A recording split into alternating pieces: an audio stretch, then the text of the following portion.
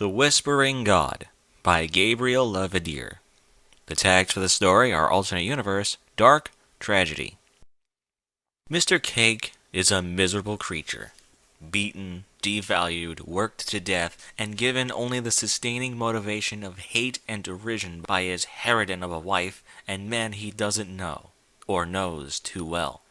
He spends his nights alone, when he's lucky, and looks long into the empty blackness. One of those long nights, the blackness swells, it swirls, it speaks. The ponies that star in the story are original characters, Mr. Cake and Mrs. Cake. The Whispering God with 4,749 words. According to legend, and the darker pony tales told by the daring around campfires in the wilderness, Discord had held a court of madness during his reign, consisting of many mad creatures that all spread his manic glee, as well as the harm of his insane and unrestrained cruelty. The godlings of Discord's court did his bidding to spread strife and misery where they could. They defied and extricated order and stability, and did what they could to tear it down. They used inappropriate mirth, cruel tricks, random pain, and helpless horror. All but one. The quietest and most sedate member of the court almost did not belong. It was a staid, sedate thing of indistinct description. It did not bluster and parade before the population, did not trumpet itself as a creature of great power. It stalked along the shadows, creeping along the growing and elongated shade of eventide, hiding in the umbral corners and crevices until the night came. Then it used the most insidious weapon to spread the terror of chaos. The truth. The Whispering God, the quiet corrupter, never told a lie in all of its existence. It never needed to. It whispered soft questions into the ears of others, and made statements of the facts that were too obvious to be denied even by those most desperate to deny them. The truth-telling being whispered the words into the twitching ears of those teetering on the brink. One soft verbal push later, and they tumbled into the abyss, taking more with them more often than not. Its chaos was quiet, it was slow and small, but it was the purest chaos of all. When the court of madness swept away, during the sealing of Discord, the maddest and most vocal were the first to go. They did not get sealed in stone. The gibbering godlings were cast into Tartarus to languish forever, defeated and unable to spread their misery. All of them were sent, but one. The quiet one, the subtle one, never made enough noise to be noticed. Its name never was spoken too loudly, nor did it ever make its position known well enough to be hunted down. It crept into the shadows during the great purgation and hid until the danger had passed. It slipped out into a clearer, cleaner, more ordered world. It was a thing of rumor and legend, a whisper and a tale of what had once been. It was not real, so far as any pony could tell, not anymore. Just another legend from a different and horrible time. That suited the Whispering God well. It continued to creep along the shadows, through the threads of darkness to find receptive ears. It knew the truth. It told the truth. It would only ever speak the truth. The horrible, horrible truth. Mr. Carrot Cake shuffled around his business and home in the dead of night. He didn't bother to put on a light, as he knew every inch of the place. He just moved through the kitchen to one of the small storage areas he had long ago covertly set up as a second sleeping area. There was a cot hidden in there, with a thin pad and a flour bag stuffed with old kitchen towels as a pillow. It had been another successful night, which was why he had been banished from the bedroom in the house he paid for. His success meant that he would lie on the stiff padding, with the lumpy pillow, and internalize his worthlessness. It was the right thing to do. He had been informed again how useless he was. He slowly fell onto his side, not reacting when the hard impact against the cot hammered his bruises. The nascent contusions inflicted by both his wife and... he wasn't sure of the other parties. The soreness was just starting. The broken blood vessels under his coat soon to discolor his body with a purplish tone. He would need to wear his usual beating clothes for a while. He knew how best to deal with his situation. His agonized body settled into the cot on the closest to comfort that he could possibly approach. A hard, unforgiving canvas with the lumpen and solid-packed pad was much like his wife. It appeared to be an imperfect but passable, comforting space, but was hard, unsupportive, and hurt him over and over. A hoof instinctively slapped across one cheek, his own body knowing its role. His body was obedient, subservient. He couldn't think that of his wife. His wife was supreme. She was above and beyond anything, higher than Princess Celestia or Princess Luna. Queen, goddess, Eros, Tyrannos. His mind knew it wasn't how things were supposed to go. But his mind was a traitor, a heretic from the holy path. His mind had always been a betrayer. He had so foolishly filled it with such rubbish as education and self-development. Garbage, rot, uselessness in the glorious servitude of the grand goddess. He should have loafed and slacked in school, rather than getting good grades. He should have left himself an empty, ignorant shell, incapable of deep thought or rationality. He should never have joined the after-school clubs and organizations, never learned how to have self-esteem and self-worth. Knowing the lessons was an impediment. It gave his brain a chance to know it was wrong, to feel it was wrong. He knew what he had to do, but didn't. His body made sure of that. His body was a faithful soldier, a prophet of the secret goddess, whatever his brain might say. All the pain was proper. The agonized body and thoughts, the ringing insults and utter devaluation, the bucks, the slaps, the kicks, the bites. He only ended up in the hospital once, and managed to spin a convincing yarn about a convoluted but plausible bakery accident. She only visited him once, waited for the doctors and nurses to leave the sound-tight room, then berated him, insulted him for leaving her alone to run the bakery on her own when it was his job to make the money she spent on others. Then, as he was in the hospital anyhow, she left him a parting warning not to dare to do it again. He had convinced the nurse on duty. He had fallen out of bed. He stared out into the blackness, body fighting brain again. The brain knew all, but it wasn't strong enough to fight the body. The body, the carnal fleshiness, knew where the bread and butter came from. Appearances. Seeming. He was worthless without her. Even the brain didn't fight back. After the years of other males telling him to his face, and her demanding he listen to their insults, he had no choice but to believe it. Most nights the darkness gave him little, just nothingness at which he could stare. The inky blackness that ran on forever, and which could be banished by the tiniest sliver of light, never did more, until the very darkness twitched and wound softly, languidly, around the small finger of illumination that intruded on the emptiness. Then the darkness engaged. The darkness whispered. "You may trust me, though you do not know me." The blackness around Mr. Cake whispered. "In all of the time I have existed, through all the ages and across all environments, I have been truth. I have never spoken a lie in all of my existence. I cannot lie. I excoriate lies and liars. I only speak the truth." It's only my mind, Mr. Cake thought. A trick of the light and my own mind talking to me. I need the company. What kind of truth? The darkness was silent for a moment, but responded in the same quiet voice. "All truth, and only truth. I do not look aside, do not avoid. I see what is at the heart of all things. Seeing only what is, I tell only the real, fact, and nothing but." And you'll tell me all that? Mr. Cake asked, humoring the voice that tickled across his ears. "All of it, sparing not a detail." The whisper answered. "To know is to see the world as it really is. To see the world as it is to know the right thing to do.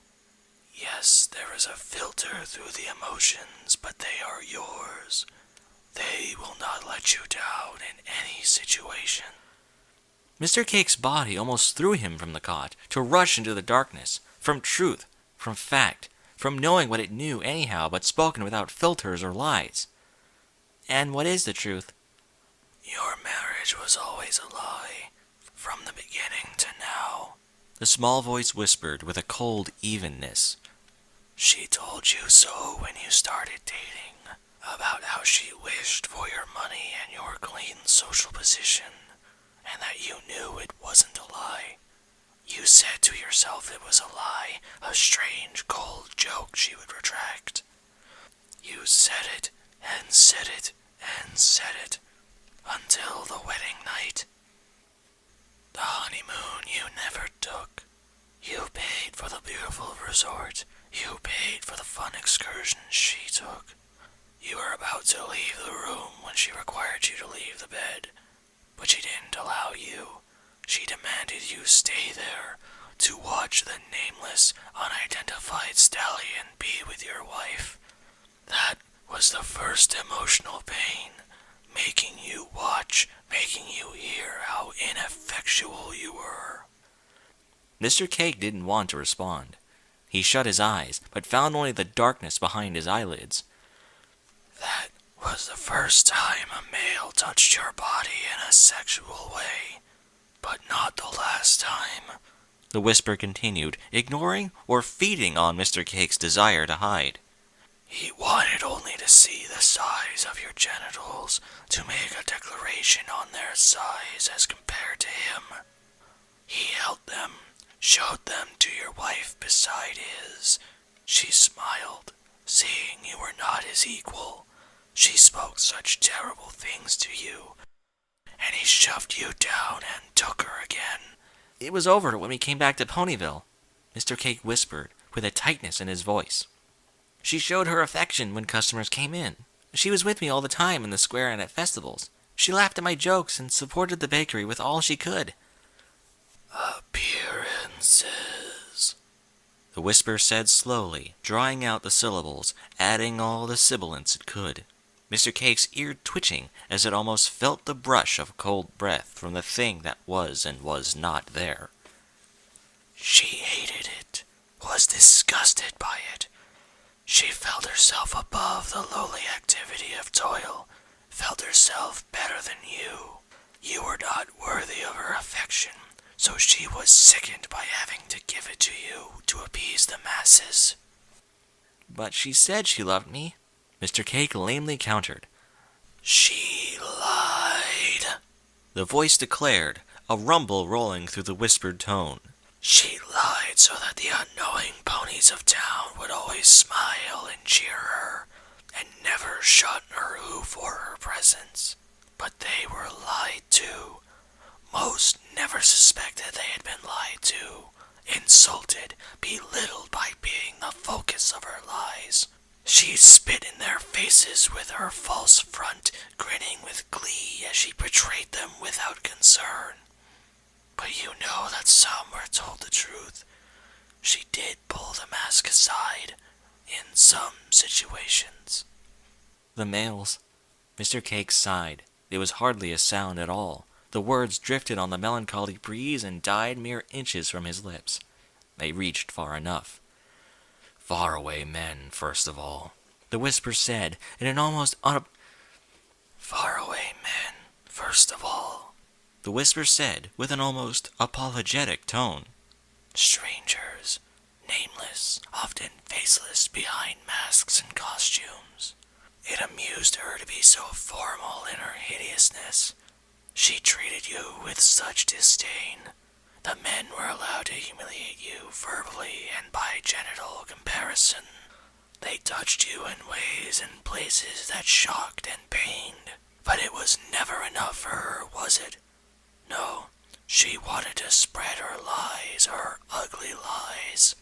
Mr. Cake's teeth grit, and he pulled into more of a fetal position. The darkness oozed into every crevice of his new inward-pulling form, nestling in the veils of his supine form. Men from your home, men you thought were friendly, that you thought were friends. Did they begin as brutes, or did she make them brutes? That question even I cannot answer for you. If you would know, ask them, or ask yourself. The whispering darkness said, settling like a cool and comforting blanket across Mr. Cake. They were my friends. They were good ponies before I got married. Mr. Cake said, bitterness creeping into his voice, but washing out as soon as it got notable. All the pain and the misery. And for what? For her. She tells you that you are worthless, but she keeps you. Why does she? Why? The whispering voice asked, stroking across Mr. Cake's ears and letting its words flow like oil. I don't... Mr. Cake trembled, afraid of the comfort he got from the darkness. He didn't want to be comforted by the whispers. But no one had taken any interest in him in a long time, nor treated him in such a friendly manner. Even if the words hurt, he was being made to think about important things. I don't know. You know. The voice whispered firmly, echoing in Mr. Cake's ear. I don't... Mr. Cake pitiably insisted. You do, but won't say. I'll say. The voice insisted. No, anything but that, Mr. Cake whimpered. Because your love feeds the emptiness inside her, strokes her bloated ego like a corpulent, cancerous house cat. The love you retain, like a relic long since removed from meaning, feeds the ugly monster that rests in the void that should be a heart, because it means she is perfect and wonderful. If she can mine love and devotion using only her disdain and hate, she is the winner. The whisper said, its tone never moving from a flat relation of facts. Mr. Cake sobbed, the hard words hitting all the harder in the unwavering whisper of the mysterious thing that surrounded him. No, I do love her. She loves me. Then why the others? The whisper asked. Mr. Cake stammered, his wife's pre-programming starting to slip as his rote answers crashed headlong into the synthesis of all that the whisper had made him consider. She has needs, powerful physical needs, and it is true love to give them to her. The whisper almost smiled as it intoned. You don't. Mr. Cake stopped moving. He stopped breathing. If his heart could have stopped beating, it would have. He had considered such a thing before, but the layers of blinding and thoughtless love, as well as the shields made from disdain, had protected his mind from simple facts. Layer by layer, the armor had been built of his own self-delusion and his wife's caustic hate. He'd been disallowed from realizing any real facts, forced to watch a bizarre shadow show almost from the outside. He had to think about the outside and not the inside. She got her pleasure, and he was there, but he didn't give it. He was an afterthought, a living punching bag that could squeak out words of love and devotion, while being physically or emotionally abused, mounted by men he knew while his wife laughed at him. She didn't care that he didn't want it. She beat him for daring to say such a thing. All for her. All for her, Mr. Cake lamely said, a last-ditch effort from his well-beaten psyche to defend the cognitive dissonance that held together his pasteboard world and papier-mâché ego. But even then, there was the smallest hint that he had some spine. The statement was also made from a tiny touch of disdain. All for her. The whisper repeated, increasing the venom to direct Mr. Cake's thinking. Hate tried to find purchase in his soul, but Mr. Cake was too beaten and humiliated, too broken. What once had been a good and happy stallion, glad to have a home and family and a job, was a hollow husk. He was filled with the fetid vapors of stagnated self-loathing and sorrow. He was ironically filled with emptiness, save the toxic regrets and hopelessness. What do I even do? Mr. Cake asked, more of himself than his whispering interlocutor. You give her what she wants, to your detriment. The small voice said, in a caring and sympathetic tone. I wanted her to be happy, but I wanted it too. Mr. Cake sighed. Life can have two people happy with each other, but she doesn't want that. She wants your misery. If you ever smiled, it would be the end of her. The whisper insisted. She'd die if she didn't have her good reputation. Mr. Cake mused, bloodshot eyes creaking open to cast towards a nondescript flour sack. All the proof, the timeline, the secret evidence of all she's done. neatly typed up in an envelope, ready to be sent to the newspaper. But no, I can't. Not to her. Even now, even now. The voice sighed with a maudlin note. Even now, you can't take your own side. I can't. Not that. Anything but that. Anything. Mr. Cake groaned, hooves pressed over his eyes and head thrashing lightly on his makeshift pillow. Well, what have you otherwise that you can take away from her? How else can you hurt her to repay all the misery she has brought? The whisper questioned. Mr. Cake was again silent and still. The worthless stallion realized that he wasn't so worthless. His value was in being the valueless punching bag his wife could abuse, and who other men could use as a cheap scaffold for a tiny, tumorous ego that needed easy victories in order to feel special and important. He was of immense value, a rare thing, someone who would take the abuse. I have me, Mr. Cake whispered to himself. He was forgetting his mysterious compatriot because his mind was beyond caring. He had been led down the primrose path by truth alone, the truth he denied himself. He would not deny it any longer. He had allowed himself to be used. He would take away what his wife longed for and hurt her in private. You are nothing, yet of inestimable value. The blackness whispered, smoothly gliding across Mr. Cake's ears and moving almost imperceptibly towards the door into the kitchen. Your very life is a paradox, valueless yet priceless. Your hideous spouse requires you for her very existence, her cruel and immoral existence. This is the truth.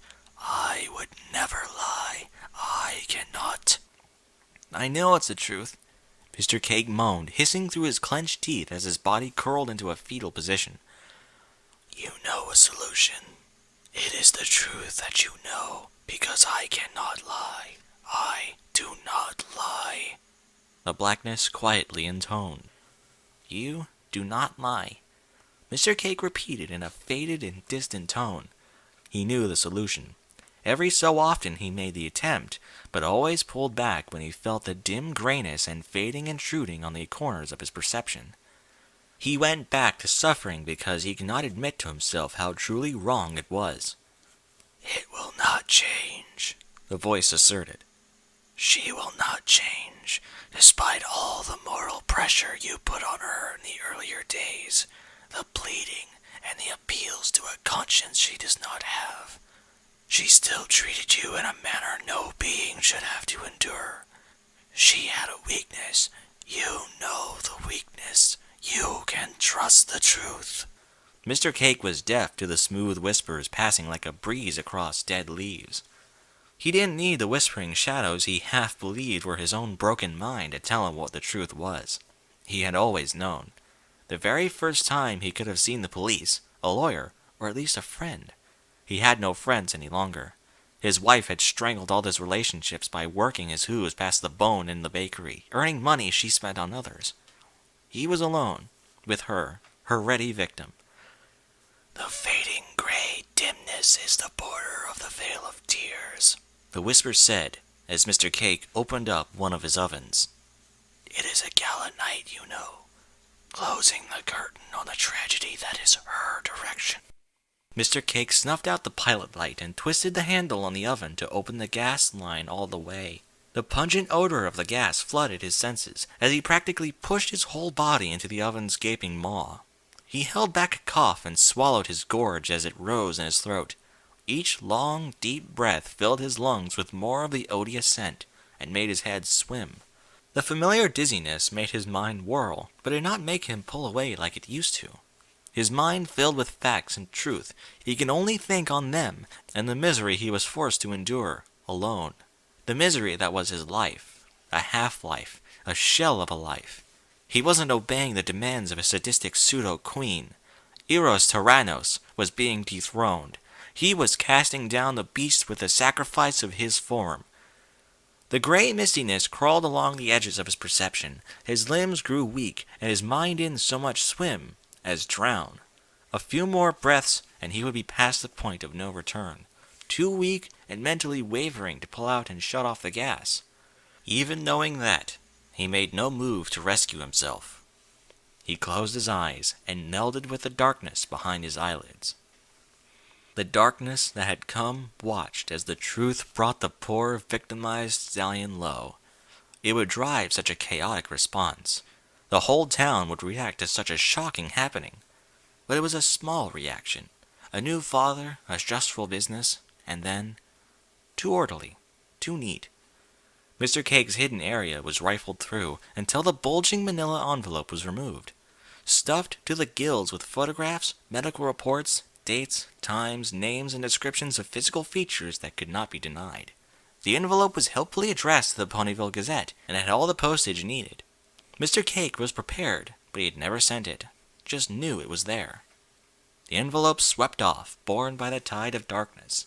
It vanished into the night. Mr. Cake had been a good sport about the truth, and his death was only a small bit of chaos. He deserved to be vindicated, if not for his own sake, then for the sake of stirring the pot. Mrs. Cake wore her widow's weeds well. There was nothing and everything wrong with a shining black garment that hugged her ample figure, and revealed every curve as she cried her crocodile tears behind her mask of crepe and sorrowful words. She was so thankful that so many showed up, and she was so curiously caustic about how her husband's act had left her alone to toil in menial drudgery. But the shadow of inappropriate tone vanished amid a fresh load of sighs and false tears. Old friends, strangled out of Carrot Cake's life, came to his graveside and quietly asked what became of him, and why he never came to them. They knew only regrets, because somehow they had lost track of him. He was always so busy, and always shepherded away from them by his wife, who kept him busy. They all regarded her with guarded pity.